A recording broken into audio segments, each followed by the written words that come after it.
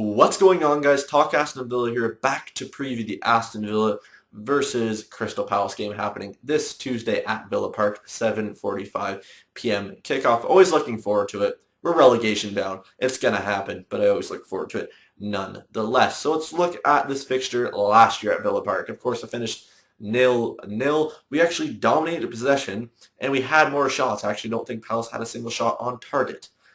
Can't base it on that because both teams have taken different steps. Obviously, Palace dramatically forward, us like way backwards, completely off the deep end, off the world, off the edge of the world. Whatever you want to say, it's been bad.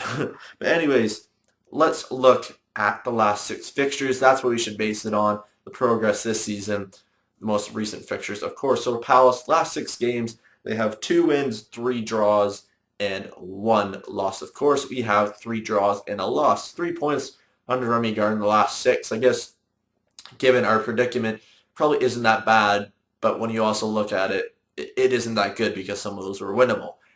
Anyways, let's also look at Palace's strike force. I mean, I wouldn't say they're the greatest strike force, albeit they romped Newcastle, and they don't have a high-scoring strike force. They have 1 goal between all their strikers this season in, I think, just the Premier League it is, which we have more goals from, like, Jordan Ayew, of course, but we're in last place because we can't defend and score from anywhere else, and it's depressing. But anyways, of course, you have to look at Crystal Palace's wingers, their midfield. That's where they're going to be the danger man. That's where they're going to score the goals, and that's where they're going to click. Of course, Scott Dann, from a center back perspective, is dangerous on the set piece. He has, 3 or 4 goals by himself this season. You have to look out for Sacco, Zaha, of course, Cabaye stringing the passes, MacArthur beside him, or Jedinak.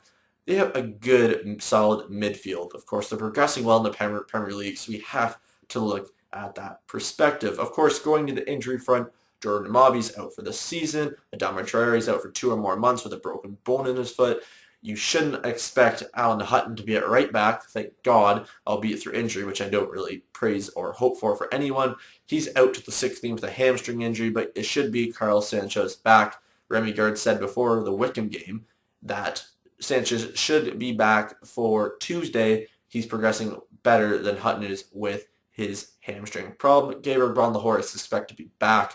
Of course, he has a back problem. I don't even know if it's an actual injury or it's just waiting until he gets sold or something. I don't know. He probably won't feature anyways. Palace's biggest hit and probably our biggest saving grace right now is that Yannick Bolasie is out with a hip/thigh injury. Of course, Dwight Gale and Connor Wickham are expected to be back, so they have some strike force options coming back.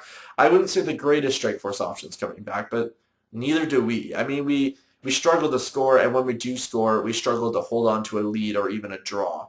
I mean, we're grinding out draws, but it has to come to some point where we have to put together at least a win or 2 here. I mean, if we don't win for the rest of the season, it's just deserved. It looks good on us, and we have to go down and learn from our mistakes, but man, oh man, would a win be nice here. Anyways, my score prediction here, I'm going to go with let's go with a 1-1 draw against Palace because I don't see us nicking a win. It could happen. People are positive. A lot of people are negative. Majority is negative, but I'll go with a 1-all.